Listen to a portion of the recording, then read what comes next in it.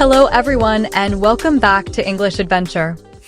I'm Sarah. And I'm Tom. It is so great to be here with you all today. Absolutely, Tom. Today we have a super important and interesting topic for our lovely listeners. We are going to talk about feelings. Yes, feelings. It is something we all have, right? Happy, sad, excited, all of them. And learning to talk about them in English is a fantastic step in your language journey. It really is. Before we jump in, a quick friendly reminder to everyone watching or listening.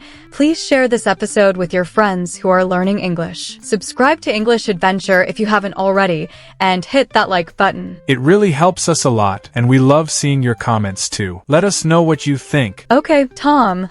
Let's start with why talking about our feelings is so important. Sometimes it can feel a little bit difficult, right? Yes, it can. But it is so good for us, Sarah. When we talk about how we feel, it helps our mental health. It is like letting out a little bit of what is inside. Exactly. It isn't good to keep everything inside. And when we express our feelings, it helps us with communication. People understand us better. That is true. If I am feeling happy and I tell you, Sarah, I am so happy today, you understand me better. And it helps our relationships, too, with friends, with family. Oh, totally. If I am feeling a bit sad and I tell my friend, I'm feeling sad today, my friend can say, oh, I'm sorry to hear that. Can I help? It builds a stronger connection. It is like a little bridge between people. That is a great way to put it, Sarah. So, talking about feelings is good for our mind, good for understanding each other, and good for our friendships. Wow, yes. Now, for our amazing English learners, let's go over some basic words for feelings. These are words you hear every day. Absolutely. Let's start with some easy ones. The first one everyone knows is happy. Yes. When you smile, when you laugh, you're happy. Like right now, I am feeling happy talking to you, Tom. Me too, Sarah. Then we have sad. When you cry, when you feel a bit down. Oh yeah, like when it rains all day and you wanted to go outside, you might feel a bit sad, right? And then there is angry. When you feel hot, maybe you want to shout a little.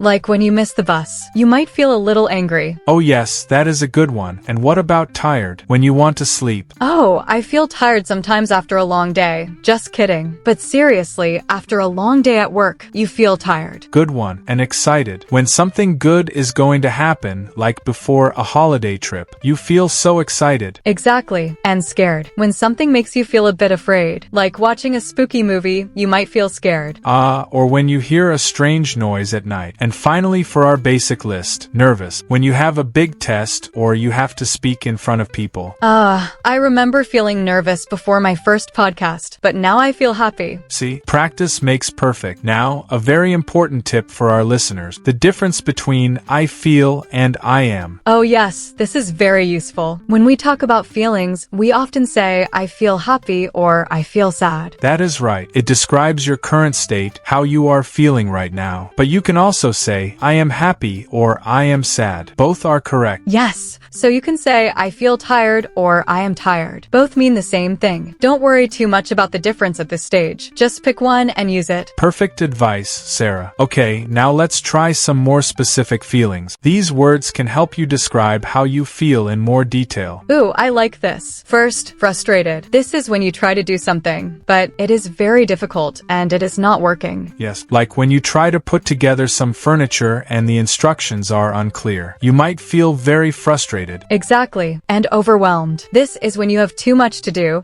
too many things on your mind, and you feel like you can't manage it all. Oh, that is a common one for students, right? Too much homework, too many tests. You might feel overwhelmed. Too much. Exactly. And anxious. This is similar to nervous, but maybe a bit stronger. It is when you worry a lot about something. Maybe something that hasn't happened yet, like before a very important job interview. You might feel very anxious about it. Your stomach might feel a bit funny. Yes, and proud. This is a good feeling. When you do something well, or someone you love does something well, you feel proud. Like when you finish a big project, you feel so proud of your work. Yay, I did it. Or when your child learns to ride a bike, you feel so proud. That is a lovely feeling. And lonely. This is when you feel alone. Even if there are people around, you just wish you had someone to talk to. Yes, sometimes we all feel a little lonely. It is okay to feel that way. Absolutely. Then we have confident. This is when you believe in yourself and your ability. You feel strong and ready. Like when you know the answer in class and you feel confident to raise your hand. Yes, and finally for this section, disappointed. This is when something you hoped for doesn't happen, and you feel a bit sad because of it. Oh, like when your favorite team loses the game. You feel very disappointed. Yes, that is a good example. Now let's talk about how to describe how strong a feeling is. We can say a bit sad or completely devastated. This is super useful. A bit sad means a little sad, like if your coffee falls on the ground. Oh no, so sad. But completely devastated means very, very sad, like if you lose something very important to you. Exactly. Or a little bit nervous versus extremely anxious. Extremely means very, very. So you can add words like a bit, a little, very, really, completely, or extremely to show how strong your feeling is. It adds more color to your sentences. Fantastic. Now let's have some fun with English idioms. These are phrases where the meaning isn't always clear from the individual words, but they are very common. I love idioms. They make English sound so natural. The first one is, I'm on cloud 9. Cloud 9. This means you are extremely happy, like you are floating in the sky. My vacation starts tomorrow. I'm on cloud 9. That is a great feeling. Then, I'm feeling under the weather. This one means you are feeling a bit sick, not completely well, like you have a cold. I can't come to the party tonight. I'm feeling under the weather. Yes, it is a nice way to say you are not feeling well without being too specific. Next, he's walking on eggshells. Oh, this one is interesting. If someone is walking on eggshells, it means they are being very careful not to upset someone because that person is easily angered or sensitive. Like you have to be very careful with what you say. Yes, like fragile eggs. You don't want to break them. And finally, it broke my heart. This means something made you very, very sad or deeply disappointed. Like when my dog ran away, it broke my heart. Oh, that is so sad, Tom. These idioms are really fun, but they take a little practice to remember. They do, but hearing them and using them will make them stick. So, we have talked about how to say how we feel. Now, how do we ask others how they are feeling? Right? It shows you care. A simple one is, how are you? But sometimes people just say, I'm fine. If you want to know more, you can ask, how are you really feeling? That is a good one. It shows you are truly interested. Or if someone looks a little sad, you can ask, do you want to talk about it? Perfect. It gives them a chance to share, but they don't have to if they don't want to. It is an open door. And another one, if someone seems deep in thought or worried, you can say, is something on your mind? Ooh, I like that one, Tom. Is something on your mind? It means, are you thinking about something difficult or are you worried? These are very gentle ways to ask. These questions are so helpful for connecting with people. And after someone shares their feelings, how do we respond? We want to be kind and understanding. We call this empathy. Yes, empathy means understanding and sharing the feelings of another person. So if someone tells you they are sad, you can say, that must be really hard. That must be really hard. It shows you understand that their situation is difficult. Or, I understand how you feel. Yes, it means you can relate, even if you haven't been in the exact same situation. Another good one is, I'm here for you. I'm here for you. This is so powerful. It means I will support you. You are not alone. And a simple, but very important one, thanks for sharing that with me. Yes, when someone shares their feelings, it is a big step. So saying thanks for sharing that with me shows appreciation and trust. It encourages them to share again in the future. These phrases really help build strong relationships. Okay, Sarah, let's imagine some real-life situations and how we can use our new feelings vocabulary. Great idea. Let's say you had a really bad day at work. How would you describe your feelings?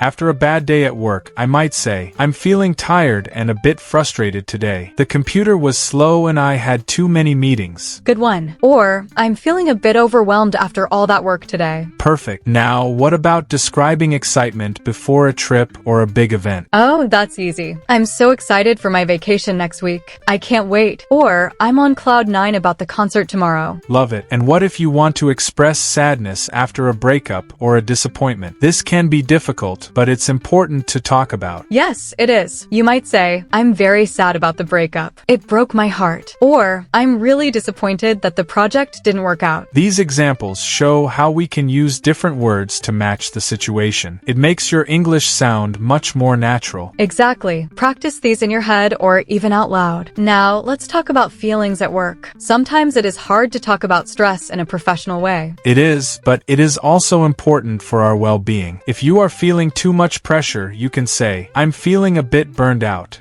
Burned out means you're extremely tired and stressed from too much work, like a candle that has burned completely down. Yes, and if you need a break, you can say, I need a mental break. A mental break means you need a short time away from work or thinking, just to relax your mind. It is very common to feel this way sometimes. These phrases are good for talking to a manager or a colleague if you need to. They are polite and professional. Very useful. Tom, let's talk a little bit about how different cultures express emotions. It is really interesting. Oh yes, in some cultures, people might not talk about their feelings as much. They might keep them more to themselves. That is right. And in other cultures, it might be very normal and even expected to share how you feel openly. Sometimes, English can feel a bit more direct or open when talking about feelings compared to some other languages. Yes, exactly. In English-speaking cultures, it is often seen as a good thing to be able to express your feelings clearly. It shows honesty and helps build trust. So, when you are learning English, you are also learning a little bit about the culture that goes with the language. It is part of the journey. Exactly. Don't be shy to try expressing yourself. It is a skill, just like learning grammar. Okay,